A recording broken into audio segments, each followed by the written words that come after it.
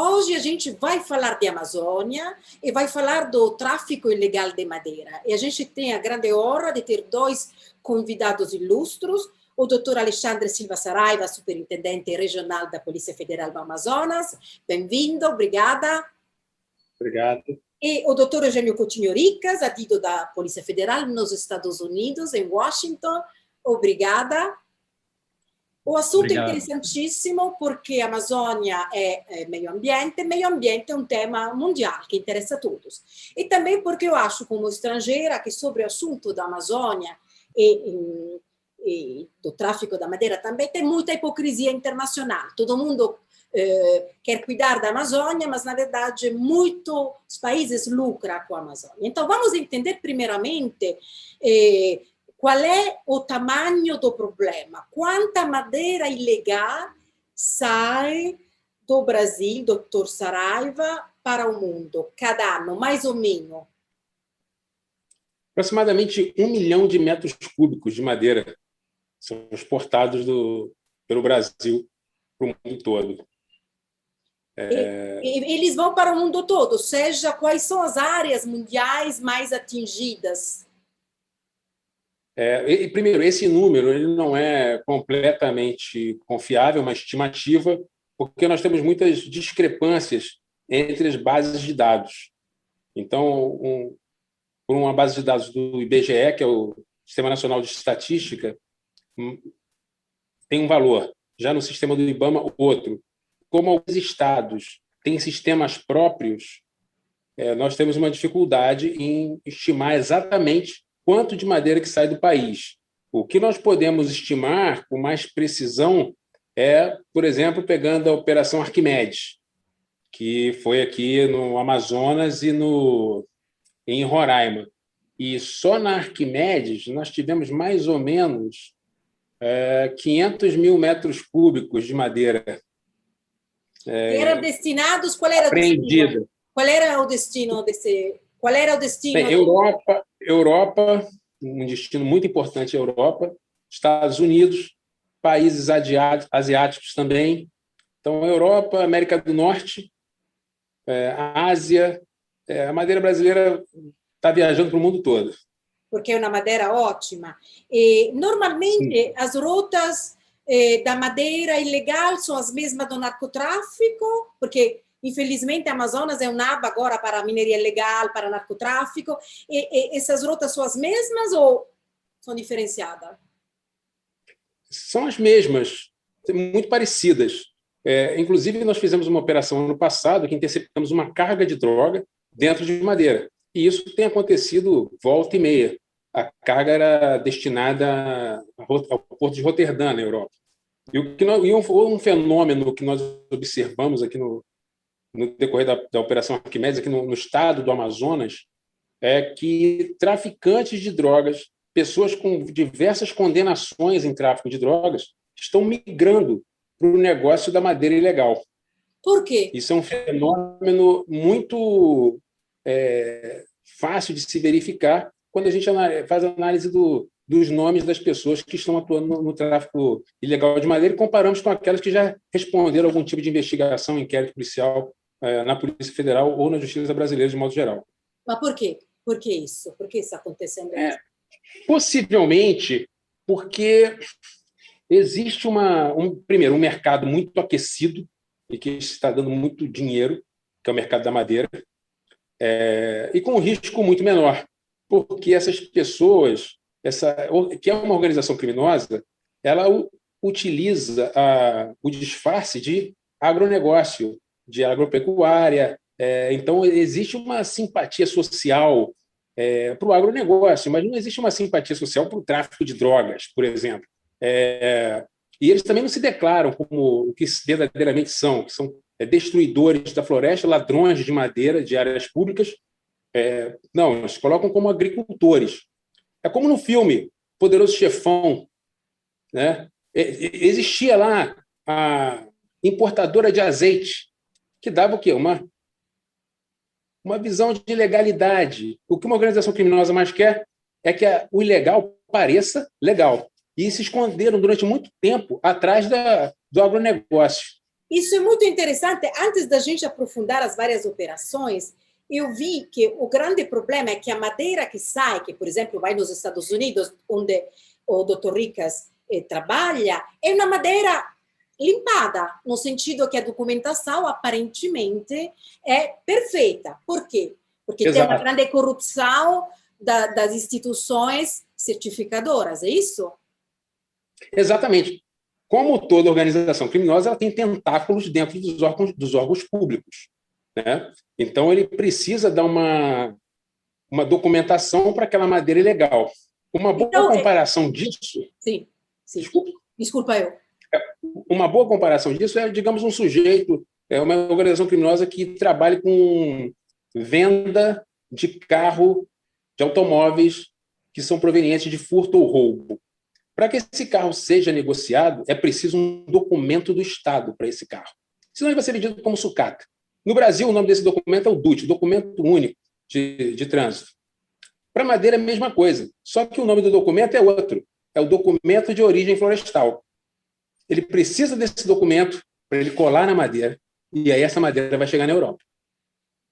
Então, agora vamos dar um momento a palavra ao Dr. Ricas, porque a madeira chega, vamos supor, chega nos Estados Unidos, e aí o que acontece? Como vocês, da Polícia Federal Brasileira nos Estados Unidos, podem ajudar as autoridades americanas a fazer um controle, uma inspeção? O que acontece? Então, aqui, a Agência Americana de Law Enforcement, que cuida dessa área, né, dessa parte de crimes ambientais na seara federal, é a FWS, Fish and Wildlife Service. A Polícia Federal tem trabalhado de forma muito próxima com a FWS. Recentemente, inclusive, uma comitiva da Polícia Federal e de outros órgãos públicos brasileiros também, Receita Federal e Ministério Público Federal, foi junto com a FWS até o Porto de Savannah, na Geórgia, que é um dos maiores portos dos Estados Unidos.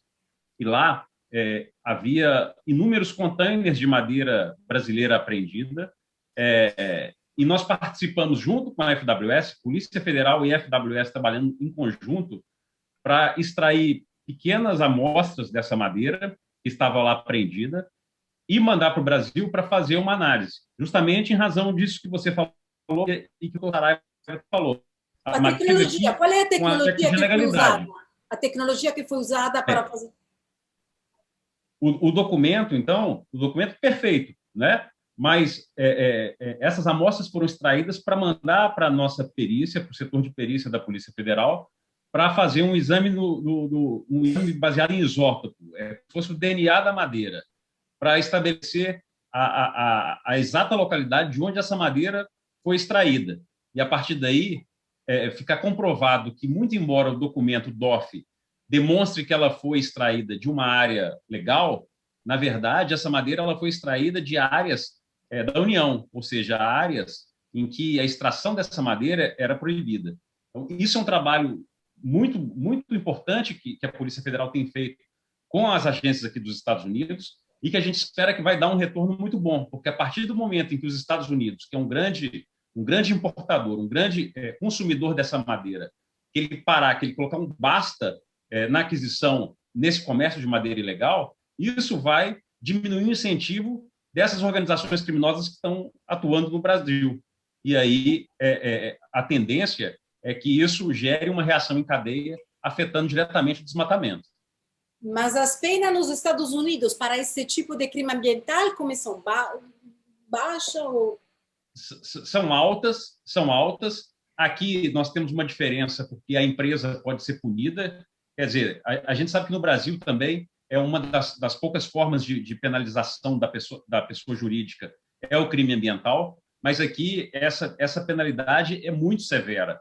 Então, além de inúmeros crimes que podem ser atribuídos aos donos das empresas e às empresas, principalmente se considerar que houve algum tipo de corrupção no Brasil, porque aí entra aqui, passa a valer aqui também a aplicação da FCPA, que é uma normativa que prevê a punição de empresas com multas altíssimas e até com pena de cadeia. Então, isso certamente vai trazer um resultado muito eficiente e muito pedagógico para quem tem importado madeira ilegal do Brasil. Doutor Saraiva, na Europa, infelizmente, não é a mesma coisa. Ainda as penas são mais baixas, não é? Bem, na Europa, existe a legislação europeia que trata tudo isso que o doutor Ricas falou sobre os isótopos, que nós temos aqui o equipamento que faz isso, passa pela rastreabilidade. Para a gente combater o crime, a melhor forma é ter a rastreabilidade da madeira. Hoje, a grande questão não é mais a espécie, porque durante muito tempo se verificava só a espécie. Está dizendo que é mogno, e na verdade não é mogno. Então, hoje não, hoje nos interessa muito mais saber de onde saiu essa madeira, porque todas as outras circunstâncias, os criminosos conseguem driblar. Eles podem conseguir botar a espécie certa, eles podem conseguir botar na volumetria certa, a rota pode ser certa, mas a origem é a essência do lucro criminoso. Então, por isso que nós estamos atacando com base nos isótopos estáveis, na tecnologia de isótopos estáveis, que é uma tecnologia que já se utiliza para a rastreabilidade da cocaína. Então, se compara a cocaína apreendida com a área de plantio. Os Estados Unidos já fazem isso há muito tempo e nós estamos fazendo também para a cocaína e para a madeira. Então, quando nós tivermos essa assinatura isotópica e vamos poder compartilhar essa assinatura isotópica com outros países, com outras polícias, essa fiscalização vai ficar mais simples. Hoje, na Europa, a forma como se fiscaliza a entrada da madeira, ela é muito flexível, muito leniente. Salvo engano, é o regulamento 910, que fala que apenas o comprador tem que declarar, o importador tem que declarar de quem comprou a primeira vez. Se a gente for olhar o regulamento que trata da importação de carne bovina, são mais de 200 artigos, a palavra rotulagem está escrita 35 vezes, o gado tem que colocar um brinco ainda no pasto para ir para a Europa, passaporte, ou seja, tem uma cadeia de custódia muito segura. Essa cadeia de custódia que existe para o gado não existe para a madeira.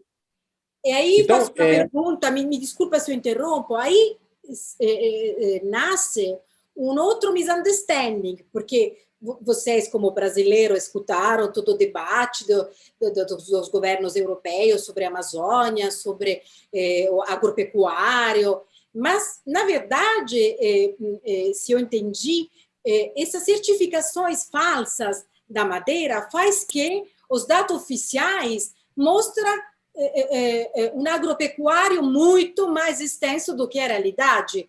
Então, é uma hipocrisia atrás da outra, não? Ou estou errada no pensamento? Não, a senhora está muito certa. E isso se percebe. De onde sai o DOF que legaliza a madeira? Esse DOF esse documento de origem florestal. Perfeito. É o que vai possibilitar a exportação da madeira. Ele sai tanto no mercado interno quanto no mercado externo.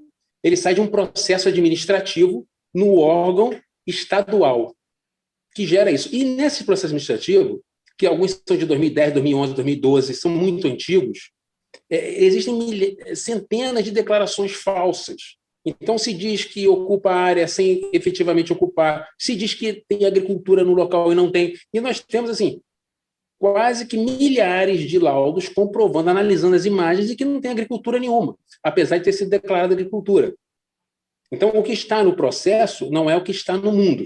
A fotografia que a gente tira da Amazônia não corresponde à realidade. Isso é importante. Exatamente. Porque acho isso, para mim, quando escutei isso, falei, meu Deus, mas isso é revolucionário, porque tem uma narrativa também, não? Sempre sobre os grandes assuntos internacionais. Exato. Essa dinâmica da pecuária e da agricultura, essa dinâmica já foi verdadeira. Década de 80, década de 90, início dos anos 2000, mais de 10 a 15 anos para cá, essa dinâmica mudou completamente. As pessoas ainda estão enxergando um agronegócio que não existe mais. E se nós fizermos as contas, para desmatando 100 hectares de floresta amazônica, o sujeito lucra, com um cálculo bastante conservador, $500 mil. E ele pode, se ele quiser plantar, ele vai gastar aproximadamente $1.000 por hectare para plantar. Ou seja, ele pode ganhar 500 mil ou perder 100 mil dólares, porque é o que vai ter que gastar ali para investir naquela área para a agricultura. Como a fiscalização estava muito fraca, ele é muito mais fácil gerar madeira. E parte para outra área. Ele coloca um gado ali? Certamente, ele coloca alguns, mas eles não têm atividade econômica. O gado está ali apenas como um zelador, o flâmulo da posse, né? Como se diz no direito. Mas então, me desculpa, essas operações que vocês fizeram, que tiveram uma repercussão internacional, porque Androanthus, todo mundo falou, o que era Arquimedes, o que ensinaram não apenas aos policiais brasileiros, mas também ao law enforcement internacional, em termos de tecnologia que se pode aplicar, em termos de policies que se pode colocar. Qual foi a lição dessas várias importantes operações no mercado internacional e no Brasil? Eu estou na Amazônia há 10 anos. Comecei no estado de Roraima, fui como voluntário, e naquela época a tecnologia não era de imagem de satélite, não era tão boa. E eu imaginei que não seria possível impedir a destruição da Amazônia. Mas eu pensei, pelo menos vamos fazer o máximo para atrapalhar no que for possível a ação dos criminosos. Mas hoje, com as novas tecnologias de imagem de satélite de alta resolução temporal, espacial, e a metodologia, e nós descobrimos o ovo da serpente, que é justamente o processo administrativo que autoriza o desmatamento, que não tem desmatamento sem esse DOF. Claro que sempre vai existir, claro que sempre vai ter o desmatamento em algum grau, e se o agronegócio praticar o desmatamento, que responda também. Mas hoje, o grande vetor do desmatamento é a madeira ilegal. Então, nós descobrimos essa metodologia, que é atacar no processo que autoriza o desmatamento. Se não tem autorização para desmatar, todo o ciclo econômico fica comprometido. Então, esse é do lado da Amazonas. Do lado dos Estados Unidos, então, do lado internacional, com seus colegas do law enforcement americano, vocês debateram tecnologias para rastrear as movimentações, porque, por exemplo, tem alguns portos que são utilizados do Brasil, sobretudo para tráfico de madeira, e você mencionou o Porto de Savannah, tem outros portos nos Estados Unidos, ou seja, nos Estados Unidos tem uma preocupação tecnológica em rastrear o fluxo. Tem a preocupação tecnológica, tem a preocupação tecnológica, e eu acho que o mais importante até do que a preocupação americana, foi nós apresentarmos para os americanos o trabalho que a Polícia Federal vem fazendo no Brasil, fazendo uso dessas tecnologias. Que é isso? Nessa comitiva que teve aqui nos Estados Unidos, a gente fez uma apresentação onde estavam presentes lá não só a FWS, mas também a CBP, a ICE, enfim, órgãos do FBI, não? Porque acho que é um crime federal também. Também. E nós fizemos a apresentação, tinha um representante lá da Polícia Federal do Amazonas, o braço direito do Dr. Saraiva estava presente, e nós fizemos uma apresentação desse trabalho que a Polícia Federal vem fazendo uso dessas tecnologias.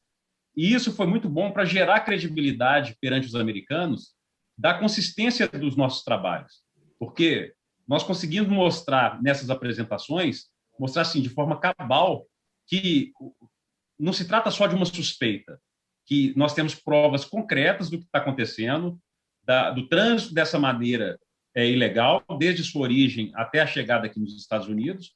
E isso aí, nós sabemos que para o bom trabalho de cooperação internacional, uma das principais ferramentas que a gente precisa é da credibilidade. Então, isso aí gerou credibilidade, e isso fortalece muito o trabalho de mão dupla, né? A gente mandar informações para os Estados Unidos acreditarem nessas informações, a gente solicitar informações de volta, eles passarem isso para a gente, porque eles estão vendo a consistência do trabalho que tem sido feito no Brasil, né? E é como você disse no começo, Maria, há muita hipocrisia quando a gente lê reportagens, principalmente internacionais, no que tange a Amazônia. E diante desse quadro todo, se torna muito importante a gente conseguir disseminar e divulgar a seriedade do trabalho investigativo que está sendo feito pela Polícia Federal. Então, isso aí eu acho o principal ponto no que diz respeito à tecnologia que a PF tem usado lá no Amazonas para fazer esse tipo de investigação. E os americanos não usam satélite para colaborar com vocês? Não. Eles usam também. Agora, o que a gente está... o trabalho de cooperação que tem sido feito com eles nesse ponto é com a madeira que já chega aqui, né? E com a madeira que eventualmente vai sair do Amazonas, ou vai sair do Pará, vai sair do Brasil e vir para cá, e a gente trocar informações para que essa madeira seja apreendida aqui, seja dado perdimento, seja mandado para o Brasil as amostras para a gente fazer a perícia. A empresa que a Polícia Federal contratou para fazer essas análises de satélite é uma empresa americana, não é, doutor Saraiva? O doutor Saraiva pode falar um pouco melhor sobre isso, mas eles têm a tecnologia, mas a PF ela comprou essa tecnologia, está fazendo uso, tem contrato para fazer isso aí. Então, a nossa prioridade maior não é nem no que tange a transferência de tecnologia. Isso aí a Polícia Federal tem feito um bom trabalho, talvez um trabalho pioneiro até, no que diga respeito a isso no mundo. O que a gente precisa são essas trocas de informações, e isso tem ocorrido de forma assim, muito dinâmica e de forma muito eficiente. Nos 3 anos que eu estou aqui, vou completar 3 anos agora, foi o primeiro trabalho assim, com a FWS que nós fizemos, que a Polícia Federal participou da coleta de provas. Entramos no armazém onde a madeira estava apreendida, participamos da serragem, da coleta das amostras para encaminhar essas amostras para o Brasil. Então, isso aí está caminhando muito bem. Mas, por exemplo, desde a sua experiência, em relação às apreensões que foram feitas nos Estados Unidos, quantas dessas apreensões era madeira ilegal? Uma porcentagem, para ter uma ideia? Olha, eu acredito que 100%, porque e vou te falar por quê, em que essa minha suspeita se baseia. Para apreender um container de madeira aqui, quem paga pela hospedagem dessa madeira no armazém, enquanto essa madeira estiver apreendida e não tiver um laudo definitivo, quem paga é a agência americana, a FWS, até o momento em que essa madeira receba o perdimento. Se receber o perdimento porque fica caracterizada a ilegalidade da madeira, aí quem vai ficar responsável por esse custo é a empresa. E a gente está falando de um mundo capitalista e de um país extremamente capitalista, que visa simplesmente cifras. Então, se houvesse um pingo de dúvida com relação à legalidade dessa madeira, a FWS não apreenderia essa madeira certamente seguiria o seu destino, mas não é o que está acontecendo. Ela está sendo apreendida e, com o laudo final, quem arca com esse prejuízo é aquele empresário que correu o risco de comprar uma madeira ilegal. Então, o problema é gigantesco, porque significa que a maioria da madeira que chega nos Estados Unidos é de proveniência duvidosa. Então, do ponto de vista do Amazonas, eu acho maravilhoso o trabalho de investigação in the field que você faz. Apesar das tecnologias, depois o que faz a diferença é o trabalho das pessoas. O que vocês precisam mais em termos de colaboração internacional, em termos de mudança de mindset do público internacional, para agilizar o trabalho de vocês, de forma que a gente dê também uma mensagem. Certo. Eu vou falar uma coisa extremamente simples e que poderia começar amanhã.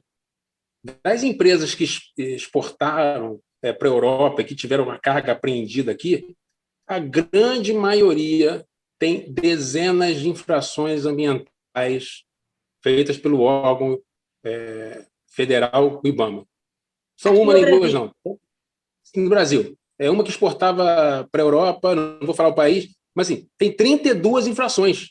Não é possível, né, que todas as 32 vezes eles foram injustiçados. Então, assim, se simplesmente se olhasse o histórico ambiental dessas empresas e que não se adquirisse mais de uma empresa que já foi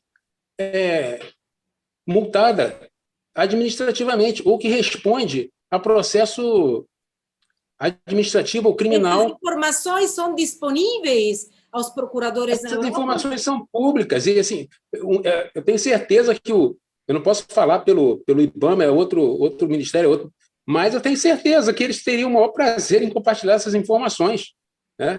E digo mais, algumas dessas informações basta colocar uma busca no Google, no nome da empresa, que vai aparecer lá.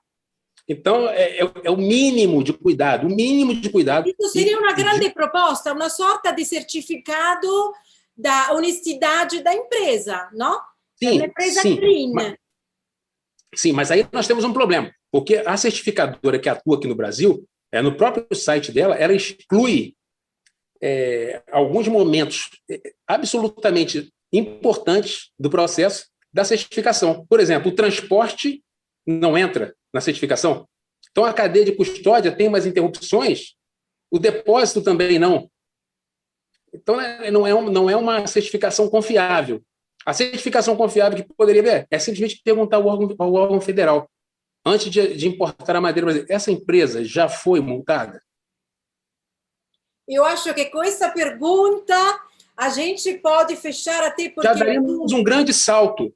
Claro, e digo isso, eu acho o Brasil... que falta vontade. Eu, como estrangeira, falta vontade. Porque o governo brasileiro fez a parte dele. Multou 35 vezes. Essa empresa foi multada 35 vezes. Foi uma das que mais exportou. E isso, de jeito nenhum, quer dizer que o Brasil não tem responsabilidade. Não é isso. Não, nossa responsabilidade fazer uma é cooperação, óbvia. juntar as forças para resolver o problema, querer resolver o problema. E sempre foi um consenso, que a responsabilidade do comprador é muito importante. Isso não é de hoje. O Greenpeace já diz isso há muito tempo, o Human Rights já diz isso há muito tempo. Por que agora o comprador não tem mais responsabilidade? E o que é mais absurdo, a madeira, para a economia dos países europeus, ela é insumo. Já o produto agropecuário brasileiro, ele compete. Então, é muito conveniente. O insumo, eu não coloco barreira nenhuma. Vai ajudar a minha economia. Eu não tenho nenhum produto na minha economia que substitua a madeira dura tropical. Agora, no que compete com o meu pessoal, aí, vamos olhar isso direito com lupa? Então, isso não é justo. Desejo realmente que essa entrevista possa mexer com as consciências e possa sensibilizar o público, não? Porque mostrou o problema de uma forma muito mais complexa e muito mais exaustiva. Eu agradeço realmente vocês de todo o meu coração, porque vocês foram preciosos, e até a próxima.